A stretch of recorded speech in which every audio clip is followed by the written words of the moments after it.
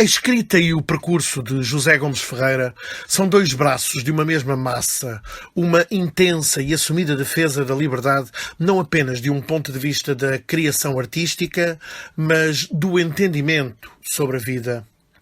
Nascido em 1900, ao longo dos seus quase 85 anos de vida, consolidou-se como um dos grandes nomes da literatura e do pensamento. A liberdade e a invenção literária funcionam como duas facetas de um mesmo objetivo: o desbravar de ideias e conceitos ao serviço de uma visão da sociedade e da humanidade. João Sem Medo é o protagonista de um conjunto de contos, os Contos do Avô Cachimbo, publicados semanalmente durante o ano de 1933 na Gazeta Infantil O Senhor Doutor. O livro surgiria mais tarde. Em 1963, publicou esta obra magnífica, As Aventuras de João Sem Medo, com o subtítulo Um Panfleto Mágico em Forma de Romance, aqui na edição da Bis, um simpático livro de bolso com pouco mais de 170 páginas. Uma exploração do simbólico e do maravilhoso que colocou este livro no horizonte de várias gerações de leitores. Com Portugal mergulhado na mais intensa e dura ditadura que enclausurou o país durante quase meio século, a narrativa sobre o jovem audaz que abandona a sua aldeia, chora que logo bebes, penetrando na floresta dos entes fantásticos, ganha múltiplos entendimentos. E em 2012, o Teatro Nacional Dona Maria II foi palco de uma adaptação teatral desta história mágica para todas as idades, levada à cena pela mão do encenador e ator João Mota. A cidade da confusão. À proporção que a fada do sonho resvalava pelo esófago até as entranhas de João Sem Medo, a sala sem portas dissolvia-se no ar. E, inopinadamente, o rapaz achou-se cá fora, na paisagem das manhãs de erva fresca, Lúcia Lima, cantos de pássaros e o sol a boiar na corrente de um ribeiro múrmuro. Por algumas horas, João Sem Medo saboreou a alegria de viver em liberdade não vigiada junto das coisas originárias e simples. Ouviu, ocioso, a limpidez dos assobios das aves azuis, atirou-se para a relva, contente de se atufar na frescura das plantas, mordeu com muitas caretas felizes 2 ou 3 azedas e aturdiu-se de tanto correr aos pulos pela campina. Então, recostado numa moita de zambujeiros e a embalar-se com o ruído das águas onde as brisas dançavam com pezinhos doces, adormeceu brandamente, sem análises nem complicações psicológicas, confundido com as pedras, os cardos e os bichos rasteiros da natureza. Acordou com um homem de lágrimas nas faces e voz soturna, estendido a seu lado. "Boas noites", disse ele. Ainda a esfregar os olhos, piscos do sono e da luz forte da manhã, João Sem Medo fitou arrelampado. Boas noites àquela hora do dia, e desejadas por um homem a chorar de lágrimas em rio na cara? Ali havia história. Mas, por cortesia, dominou a tentação de investigar os motivos de tanto desgosto e desconcerto, e esperou por um pretexto que tornasse normal a curiosidade. O que não demorou muito, quando, por reação a um gatimanho cómico de João Sem Medo a espreguiçar-se, o homem, em vez de rir, chorou de novo, agora com mais aflição. Não se vexou então de indagar solícito: aconteceu-lhe alguma desgraça? Tem um ar tão triste. O homem fixou João Sem Medo com uma expressão que podemos classificar de espanto do avesso. Eu, triste? E com um soluço: pelo contrário, estou contentíssimo de vê-lo por cá. Repare como os meus olhos se enchem de lágrimas, a prova mais eloquente da minha alegria. Tornou João Sem Medo meio apatetado, a fingir que percebia. Na sua terra, a maneira de exprimir a alegria é assim.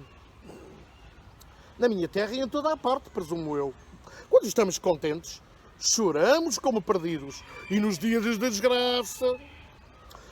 Rimos-nos às gargalhadas, rematou João sem medo, lógico. Exatamente, concedeu o outro com uma lágrima no olho que significava, com certeza, um sorriso. Bonito, pensou o rapaz, vim cair num país às avessas. Isto só me acontece a mim. E preparou-se para visitar aquele estranho povo em que, a julgar pela amostra, a vida devia ser um louquejar constante de imprevistos e destrambelhos. Entretanto, o homem derretia-se em elogios à sua pátria.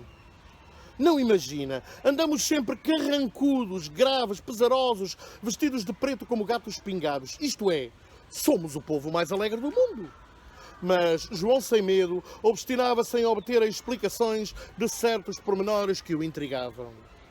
Lá, as lágrimas de contentamento, em suma, ainda posso compreender com algum esforço. Mas as boas noites de dia...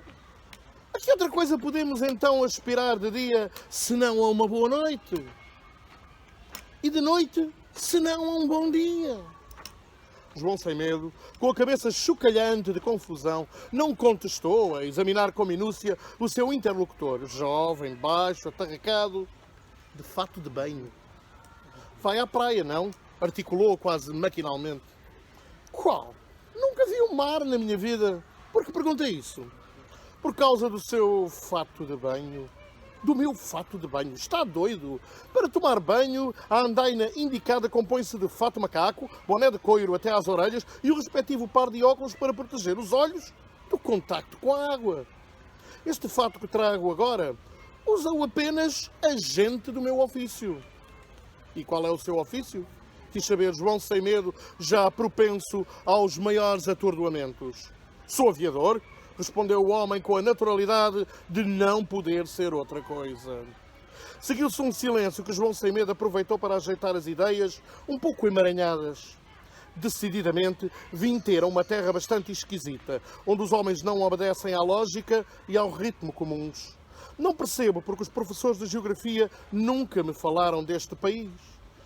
Ah, quando voltar para Chora que logo bebes, muito terei de ensinar àquela gente. Então, o aviador, sempre com a lágrima simpática ao canto do olho, convidou-o a ir de avião visitar a cidade. Pois sim, com muito prazer, aceitou João sem medo, atarantado. Vamos então. E imediatamente o aviador pôs as mãos no solo, levantou os pés e, nesta posição, com um movimento energético de braços, meteu mãos a caminho. Bravo! O meu amigo é acrobata! Riu João sem medo, de bom humor. Ao que o homem, erguendo um pouco a cabeça, redarguiu com voz muito suave, que significava talvez irritação.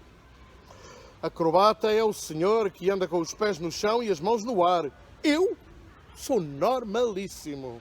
E continuou a caminhar, enquanto o bom do João sem medo fechava a boca para, na linguagem, ao contrário do país da confusão, a exprimir o seu pasmo de boca aberta. O aparelho, colocado a 200 metros de distância, não parecia um avião vulgar. Sem asas, inteiramente vestido de metal, possuía à frente uma espécie de varruma gigantesca. Não percebo como se pode voar nesta geringonça, ruminou João sem medo, desanimado. Mas o aviador não lhe consentiu mais comentários. Abriu a portinhola na cauda do aparelho e tirou de lá um escafandro que ofereceu ao rapaz. Enfim isto. João sem medo, posto que habituado a extravagâncias, ainda conseguiu assombrar-se. Ah, por que demais? Querem obrigar-me a viajar fechado numa gaiola de aço e ainda por cima metido num escafandro. Tudo tem limites, até a loucura. Mas calmamente, porventura para exprimir nervosismo, o aviador ripostou-lhe. Então o senhor imagina que conceberam um avião para andar no ar? O meu amigo não está bom da cachimónia. No ar voam os automóveis, os elétricos, os comboios, os trens, os metropolitanos. Os aviões são para viajar debaixo da terra, aqui e em toda a parte. João sem medo ouviu e calou-se. Discutir para quê? Aquele cavalheiro que marchava de mãos no chão e pés no ar nunca o entenderia. O melhor era não perder tempo com testilhas inúteis. Resignou-se, pois. Venha de lá esse escafandro. E com o suspiro dos vencidos, sepultou-se, é o termo exato, no aparelho. O aviador imitou-o E pouco depois a verruma principiou a furar um túnel debaixo do solo. E assim, João Sem Medo partiu para a singular Cidade da Confusão. Lançado originalmente em 2006 para assinalar o Dia Mundial do Livro, numa parceria entre a editora Teorema e a rede de lojas FNAC, este livro é o perfeito exemplo de uma história de aventuras criada para dissimular as mais profundas e didáticas intenções de alimentar o gosto desmedido pela leitura. O Aníbal Leitor, novela condensada em perto de 120 páginas de Rui Zinck, é um daqueles livros construídos por camadas que servem diferentes graus de exigência e conhecimento, transpirando inteligência na forma como cativa para referências fulcrais, tornando-as cúmplices do cariz aventuroso da trama. O protagonista fugiu à guarda do reino e alinhou numa viagem repleta de perigos e descobertas, onde se cruzará com uma figura assombrosa e encontrará nos livros o alimento fundamental para prosseguir a sua viagem. Uma outra estratégia passa pela evocação dos grandes textos de formação que consolidaram o gosto pela leitura a sucessivas gerações, como Moby Dick e O Príncipezinho, ou autores essenciais, como Mário de Carvalho, Tennessee Williams ou Luís Vaz de Camões. Dentro de muito pouco tempo, chegará ao mercado, pela mão da Porto Editora, uma nova edição deste livro maravilhoso e fecundo. Alguns fragmentos, então, deste autêntico tratado de motivação à leitura. Devo dizer que a arte de roubar não é tão má como a pintam. Ao fim e ao cabo, é uma atividade de intercâmbio comercial como qualquer outra. E quase sempre está longe de merecer a fama que desgraçadamente tem. O povo diz que atrás de uma grande fortuna está um grande roubo. Só que não é apenas atrás das grandes fortunas materiais. As pequenas e até mesmo as espirituais também não se livram desta censurável gênese. Toda a gente rouba alguma coisa a alguém. Dinheiro, ideias, trabalho, tempo, paciência, até a própria vida. Apenas a alma não se rouba porque esta só pode ser comprada, ou melhor, vendida, pelo próprio dono. O que de resto, muitos de nós fazemos com bastante agrado e eu diria até por um bem módico preço. Claro, isto é um ladrão a falar. Vou ser uma pessoa honesta e diria talvez que a essência da sociedade é a virtude e que a mais linda virtude não há do que o respeito pela propriedade alheia. Ou, mais melhor, bom ainda, o respeitinho. O respeitinho é sempre muito bonitinho. Um pouco mais à frente,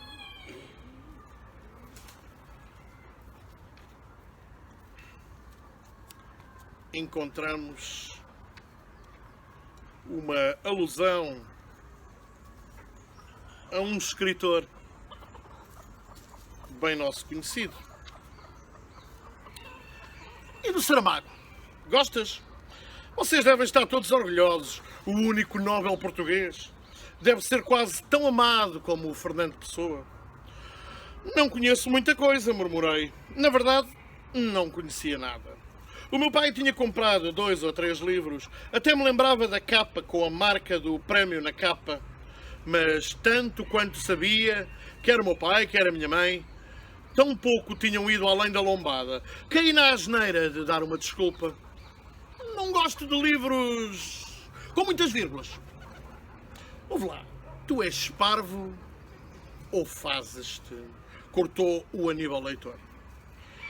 Eu fiquei com meio de ir. E o Aníbal Leitor voltou à carga. Do que gostas tu, afinal? Enchi o peito de ar de histórias bem contadas. Histórias bem contadas. E o que é uma história bem contada? Pode saber-se? Bem, pois fica sabendo que uma história mal contada pode ter bastante mais interesse, gosto, salero, que uma história bem contada, uma história bem contada pode ser a coisa mais pãozinho sem sal. Pelo contrário, uma história mal contada pode ser do caraças. Não gostas de livros com demasiadas vírgulas, dizes tu? Sim. Quando eu queria, também sabia ser teimoso. Pois a minha resposta é: depende. Às vezes a voz do narrador necessita de espaço. Não se satisfaz com uma frase minorca. Nem toda a gente tem de ser telegráfica. Às vezes a frase quer espraiar-se, viajar, ver até onde pode ir, feita canoa a descer os rápidos ou a desabar por uma cascata e a contorcer-se toda para não embater nas pedras. Ou então a voz faz-se vaga do fundo, que se vai fazendo ouvir aos poucos, até ribombar e trovejar e explodir, como uma orquestra a tocar uma valsa que ao princípio quase não se ouve nada. Depois aos poucos os instrumentos vão entrando e vão subindo, subindo, e sentimos uma excitação. Antecipamos que algo vai acontecer, mas ainda não estamos lá. O contador atrasa a história de propósito, faz-nos sofrer, obriga-nos a trabalhar. Ele promete que no fim da viagem haverá algo de recompensador, mas troça de nós, espicaça-nos, diz que, se quisermos, podemos desistir já ali. Diz mesmo que a maior parte dos leitores desiste já ali. É uma voz que nos fala como um sargento num treino das forças especiais, dos comandos, e o sargento murmura-nos à orelha: opa, vai para casa, não tens estofo para isto, vai mas é sentar-te dentro do televisor a ver um concurso e a beber até caíres, só para isso serves, desiste meu caro, esta página não é para ti, agora já nem vírgula muletas tens para te apoiares, oh grande mel, é muito ensopada de letras para a tua caminhonete, já nem te consegues concentrar na frase, perdeste o pé, nem sabes em qual linha ias, estás feito. Mais vale desistires. Vai, mas é comprar um daqueles romances treta que não vira ao disco e toca ao mesmo. Vira ao disco e toca ao mesmo. Há Ride ou Oxide e há Cote ou Home 100. Já nem isto percebes, porque nem sequer és do tempo dos discos a sério, com lado A e lado B. Tu és mais assim que a modos de MP3. A tua geração já nem sequer consegue dar um nome às coisas. Só siglas. Até a vossa música é um atraso de vida. Hip hop, hip hip hop, hip hip hop. Parece que estão com soluços. Hip ou com um sapo aos saltos pela boca. Hop! E depois desta avalanche o leitor sente-se compelido a desistir. Caramba, ainda por cima a história não avança. O parágrafo já vai em página e meia e a frase ainda não chegou ao fim. E o leitor está quase a desistir. Mesmo quase a desistir. Até que, de repente, como uma santa aparecendo a um pastorinho, percebe que às vezes as páginas de um livro têm mesmo de fazer montanha-russa com as palavras. E se resistirmos, afogamo-nos. A única solução é deixares-te levar, deixares-te ir na enxurrada, deixares-te absorver por aquele turbilhão de palavras, em vez de estar sempre a choramingar que querias um livro com menos vírgulas. Sim, já percebi, disse para o despachar. Mas o Aníbal Leitor não queria ser despachado. Estilo, voz, música. Um livro vale tanto pelo que diz como pelo modo como o diz. Topas? Topo, Anuí, com a convicção de uma ovelha a ser levada nos ares por um condor.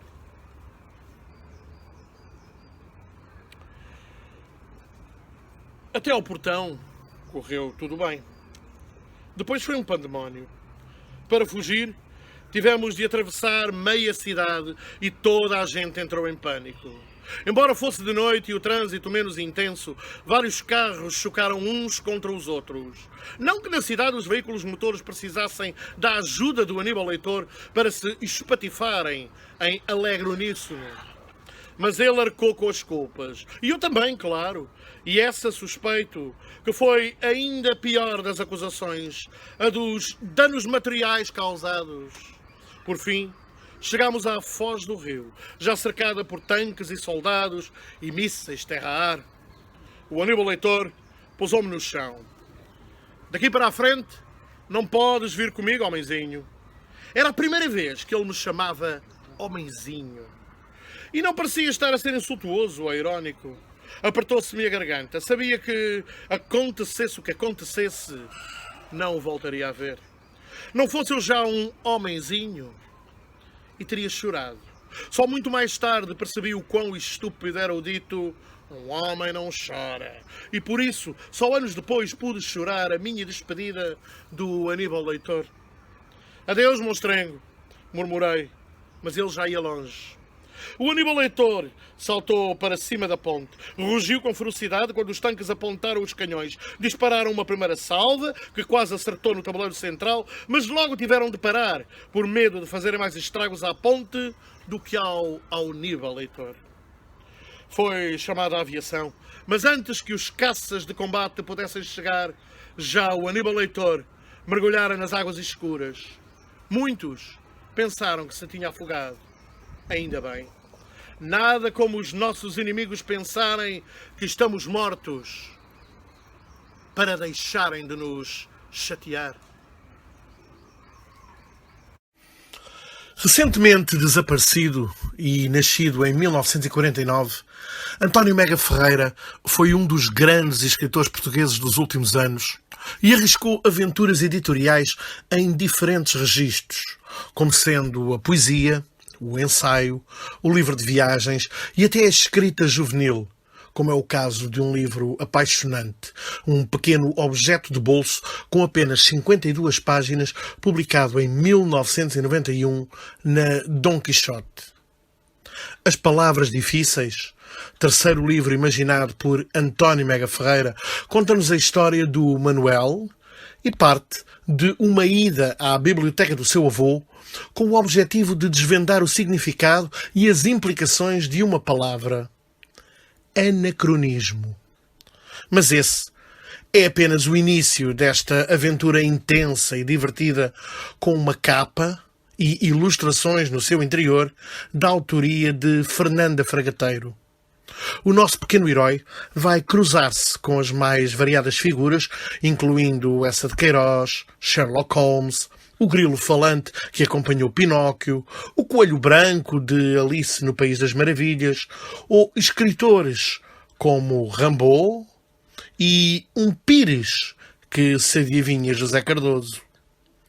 A fantasia e o deslumbre servem de isco para fazer o pequeno leitor aventurar-se, ele também, nas peripécias, nas características e no simbolismo de cada uma destas aparições. Também surge Virgílio Ferreira. A primeira palavra. Eu nunca tinha ouvido a palavra anacronismo. Nem sequer tenho a certeza de a ter entendido bem. Ana, isso eu sabia.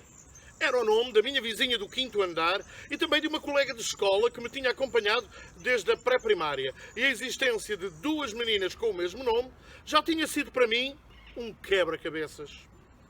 Quando queria contar qualquer coisa que se tinha passado com uma delas, usava expressões tão pouco naturais como Ana cá de cima ou Ana lá da escola. Mas a minha mãe corrigia-me sempre. Dizia: as pessoas têm apelido. Ou Ferreira, como o Virgílio, ou Soares, como o Mário, ou Magalhães, como o Fernão de Magalhães. O Virgílio Ferreira era um escritor que era amigo do meu pai e de quem a minha mãe dizia que era o mestre, embora eu só tivesse ouvido chamar mestre a um pintor que dera uma vez uma entrevista na televisão.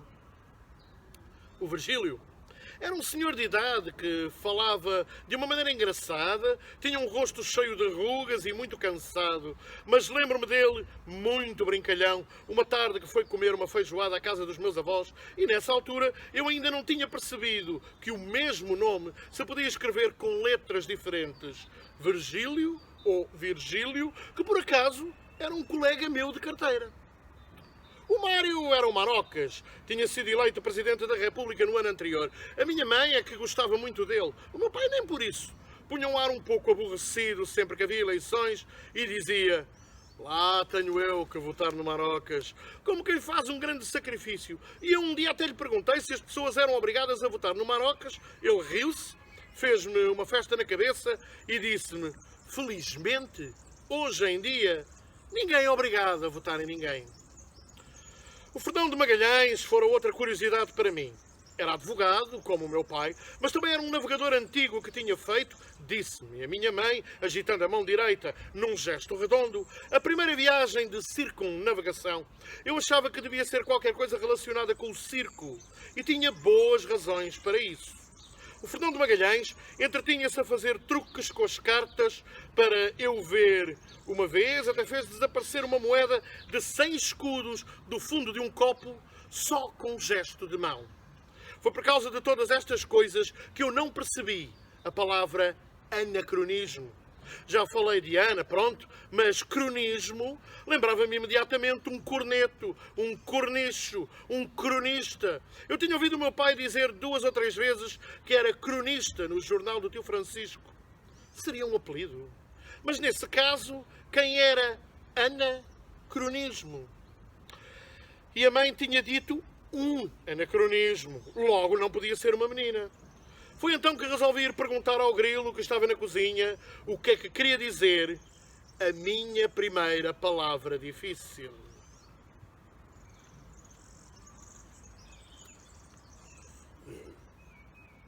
A lição. Para começar, disse o grilo, é preciso que saibas porque é que há palavras difíceis. Adiantou-se um homem baixinho, com uma voz suave e uma barba branca à volta da cara redonda, que ajeitou os óculos e disse: as palavras começaram por ser poucas e muito simples. Serviam apenas para os homens comunicarem entre si as suas necessidades primárias. Imaginemos que eram fogo, pão, água, terra. Depois, pouco a pouco, o homem sentiu necessidade de comunicar outras coisas, ou as sensações que as coisas lhe provocavam. A fome, a dor, o quente e o frio, o seco e o molhado. Foi a partir daqui que tudo se complicou. Era preciso ligar as coisas elementares às sensações e estas aos pensamentos, e daí nasceram os afetos e os ódios, quer dizer, os sentimentos. A alegria, a tristeza, o amor, percebes? Este método de ensino parecia desagradar a alguns dos presentes. O essa soltou um sonoro, lá está o Eduardo outra vez. Disse qualquer coisa sobre os intelectuais de Lisboa, mas o grilo chamou-lhe a atenção para o facto de que intelectual também é uma palavra difícil e que assim não chegávamos a parte alguma. Sherlock Holmes propôs que se seguisse um método diferente. Podíamos enumerar uma série de palavras difíceis e tentar perceber porque é que cada uma delas se tornou necessária. Quer dizer, é preciso que o nosso amigo compreenda que as palavras não existem por acaso. Elas só aparecem quando significam coisas, sentimentos, sensações muito precisas ou quando se torna urgente para o escritor inventar palavras que queiram dizer essas coisas precisas. Era um método demasiado rigoroso, comentou um jovem poeta que tinha o cabelo louro, cortado em escova e uns grandes olhos azuis, e estava encostado a uma escrivaninha a conversar com um homem de meia-idade. É preciso inventar as palavras, mesmo que elas ainda não queiram dizer nada, como fazem as crianças que se divertem a criar palavras que não existem apenas para lhes ouvirem o som. Eu acho que foi assim que nasceram as palavras difíceis. O grilo tentou pôr um pouco de ordem na sessão. Parecia-lhe que o melhor método era dar como certo que há palavras difíceis que eu ainda não conhecia e que era preciso saber-lhes o significado. Ouviu-se um assobio, Mandrake fez um gesto e um homem ruivo vestido de uma forma esquisita apareceu de repente no meio da sala. Era o Robin dos Bosques. É para isso que existem os dicionários, a mais bela invenção da escrita. Eu já tinha ouvido falar dos dicionários, mas não sabia bem para que é que serviam. Robin dos Bosques pôs-me a mão no ombro, deu 2 passos comigo até ao meio da sala e, num gesto teatral, declamou: os dicionários, meu amigo, servem para dar a conhecer aos pobres as palavras difíceis que roubamos aos ricos. Ouviu-se um murmúrio de concordância entre os presentes. Depois um homem baixo, que tinha estado todo o tempo sentado a fumar, levantou-se com um copo de whisky na mão, dirigiu-se a mim e disse: mas cuidado, os dicionários são uma armadilha com aquelas palavras todas. Há quem se perca por entre milhares de palavras, quem demore anos para sair do labirinto, e há até quem tenha desaparecido no meio da selva das palavras difíceis. É que nem todas as palavras que estão no dicionário se podem usar. as palavras feias. Pois não, disse o Coelho Branco, que nesse momento atravessava a sala apressadamente com um monte de folhas de papel nas mãos. Por exemplo, é conveniente evitar as seguintes formas verbais: dissuado, punhamos, haverão, hajamos, peçamos, discirno, compila. E os substantivos, disse o Grilo, não te esqueças dos substantivos, pois, como postura, concubinato, vitupério, catadura, predecessor, procela, e desapareceu na estante, entre os Três Mosqueteiros e a Ilha do Tesouro. Perguntei ao Grilo porque é que não se deviam usar estas palavras. Porque soam mal, custam a dizer, esclareceu-me ele. São feias, em suma. Eu julgava que as palavras feias eram apenas meia dúzia delas e estavam rigorosamente proibidas. O Grilo soltou uma gargalhada, coçou o nariz com uma das patas e disse: até há algumas dessas palavras que era engraçado ensinar-te. Depois ficou muito sério. Mas não pode ser. A Josefa era capaz de se zangar comigo. Eu já sabia que tinha de ter muito cuidado com as palavras. Algumas delas estavam mesmo ali, à minha frente, prontas a serem utilizadas, mas eram muito traiçoeiras. Tínhamos que ter muita atenção à forma como elas soavam. Mas basta saber isso para se poder ser escritor? Perguntei eu. Ouviu-se um não sonoro, dito por todos os presentes. É preciso que saibas o que queres dizer. É preciso que tenhas alguma coisa para contar, disse a escritora a quem o Grilo tinha chamado Sofia. Isso, interveio o Essa de Queiroz. O que é preciso é contar uma história. Por exemplo, uma menina vai por um bosque e encontra uma moeda de ouro. De onde veio a moeda? Porque é que veio parar aos pés da menina? O que é que a menina pensa quando a vê? O que é que resolve fazer com ela? Percebes? Eu percebia. Era preciso que as palavras chamassem outras palavras e que tudo se passasse como se as coisas e as pessoas estivessem sempre a brincar com as palavras, umas atrás das outras, conduzindo o leitor através do bosque até encontrar uma clareira qualquer. E como é que se sabe que se é escritor? Então, um homem gordo e antipático, que eu não tinha visto até esse momento, fez um gesto enérgico com a mão direita e gritou: mas nunca se sabe, percebes? Nunca se sabe. Acaba-se de escrever uma história. A gente lê a história toda e diz: é isto. E, no entanto, ainda não é isto. O que é que falta?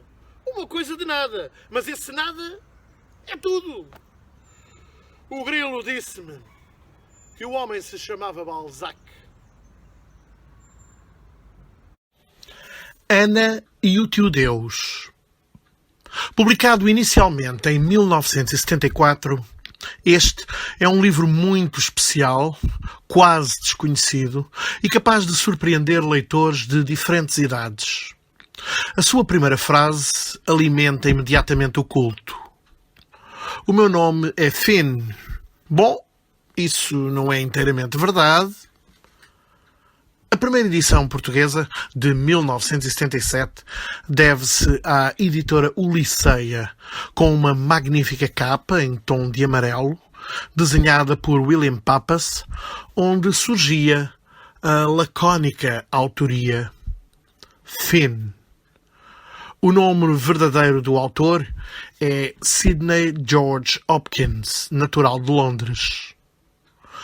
E serve-se de um peculiar encontro entre o tal Finn e uma rapariga que acolhe em sua casa com a mãe para desenvolver episódios e pequenos diálogos repletos de metáforas e profundidade, disfarçados de uma simplicidade surpreendente.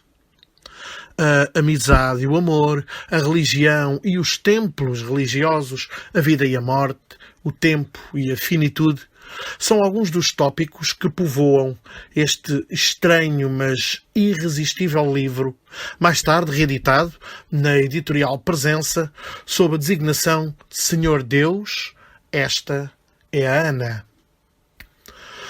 O livro contou com sequelas. Em Portugal, foi ainda publicado em 1987, o livro de Ana, novamente traduzido entre nós pela editorial Presença. A Inglaterra conheceu mais um título, Hannah, Mr. God and the Black Knight, lançado apenas em 1992, novamente com uma capa assegurada pelo ilustrador William Pappas. Os diálogos entre Anna e Finn acabam por dar corpo a uma cativante literatura de formação num livro que se descobre diferente à medida que nós, leitores, vamos crescendo e encontrando em Anna outras metáforas, outros entendimentos. No meio da noite, lá fora, o Expresso Continental rolava a caminho de Liverpool, assobiando desesperadamente a sua ânsia de dormir. Ao passar em frente da minha janela, baixou o tom do assobio como a fazer troça de mim. As carruagens camas cantarolavam a sua canção de embalar. Pouca terra, muita calha, pouca terra, muita calha, muita terra, pouca calha, muita terra, pouca calha. Naquela noite, parecia estar tudo contra mim. Finalmente, duas das minhas células cerebrais roçaram uma na outra, fazendo saltar uma faísca na minha imaginação desperta. Não era a clarividência, mas já distinguia qualquer coisa. Sim, qualquer coisa. Tinha lido recentemente São Tomás de Aquino e não encontrara a menor referência à reparação de aparelhos de rádio. Por isso pedi-lhe que se afastasse um pouco e desse o lugar a Ana. Pergunta daqui, pergunta dali, e a resposta foi tomando forma. Um suposto cristão pode medir o tio Deus de fora. O aparelho não dá voltagens, mas amor, bondade, omnipotência, eternidade, etc. E não faltam rótulos. Até aqui está tudo muito certo. E agora? Dessoldo o circuito cristão e meto-lhe dentro o multímetro, quer dizer, eu próprio. Parece simples, mas já vão ver. Mandem calar quem disse sede como o vosso Pai Celestial. Tenho o problema quase resolvido. Se estou dentro do circuito cristão, faço parte dele, sou uma parte real do tio Deus, faço parte ativa do tio Deus. Queres dizer que se eu for cristão, posso medir Deus de fora e dizer que Ele é amor, todo-poderoso e tudo mais, mas na realidade não passo de um parvo? Isso é o que as pessoas dizem. Mas eu faço parte das pessoas. Então deves saber. Saber o quê? Que é tudo conversa. Eu tentava continuar. E se entrar no circuito para medir o tio Deus, nesse caso, sou um verdadeiro cristão? Ela disse que não, com a cabeça. Como é que não sou? Perguntei eu. Podias ser como o Harry. Esse é judeu. Ou como o Ali. Que estás para aí a dizer? O Ali é Sikh. Isso não interessa quando se mede o tio Deus por dentro. Espera lá. E nesse caso, como é que eu o meço se estou do lado de dentro? Coisa nenhuma. Coisa nenhuma? Como?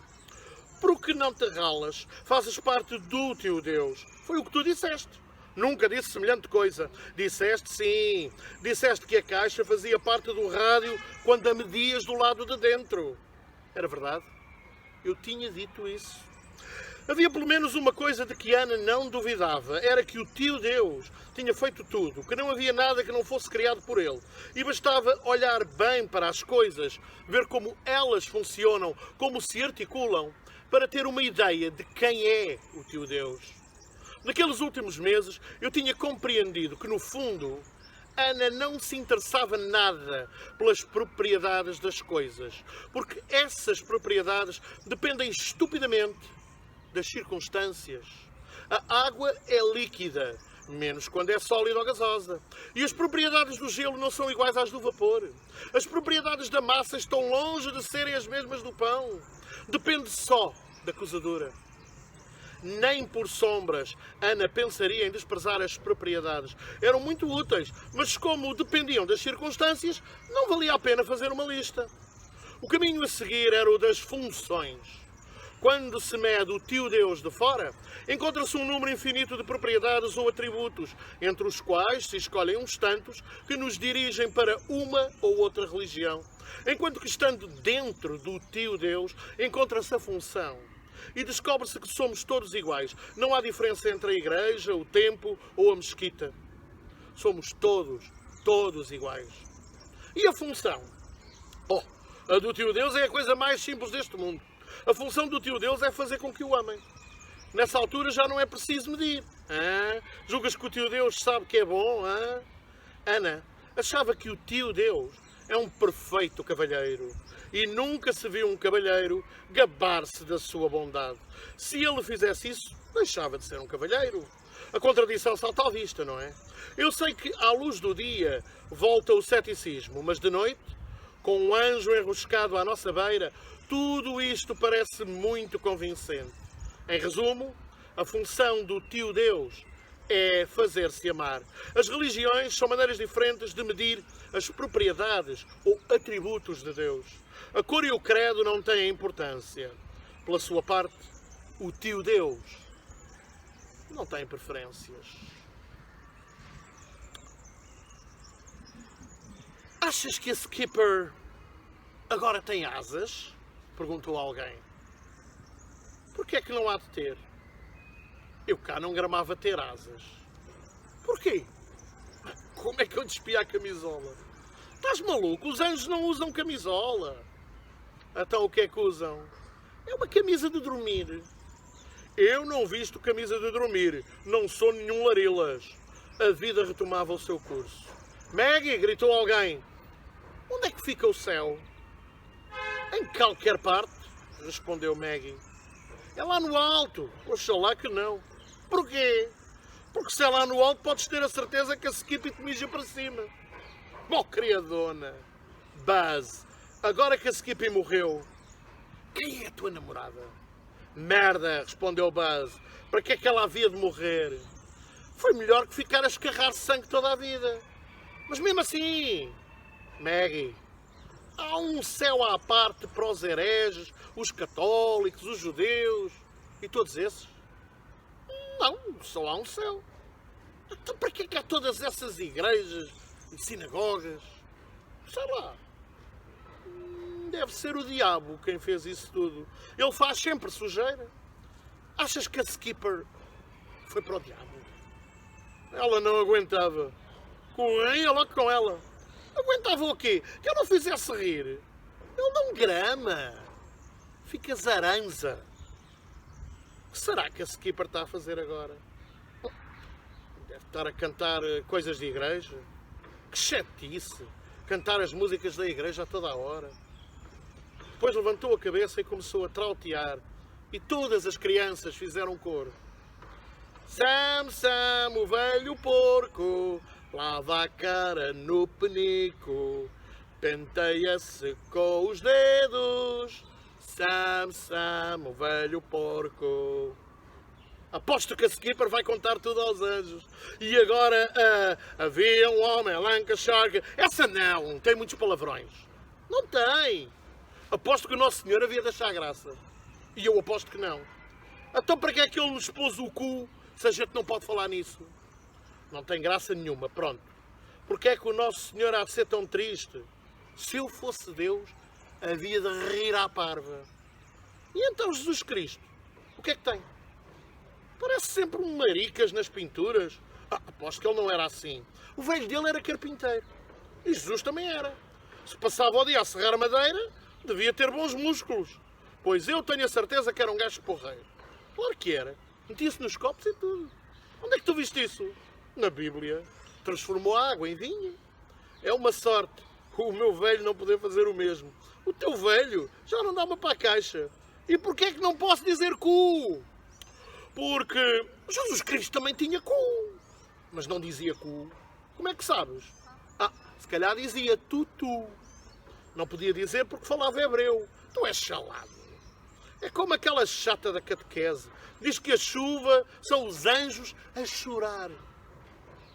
Que motivo têm os anjos para chorarem? E tu chateias a gente com tanta pergunta. Não achas que Deus está farto? Farto de quê? De rezas e de pedidos. Eu, se fosse Deus, fazia as pessoas rirem. Se fosses Deus, havia de ter piada. Eu, se fosse Deus, a mandava-lhes com um raio na pinha. Tive uma ideia. O que é que irá sair daí? A sério, se montássemos outra igreja, achas que ainda há poucas?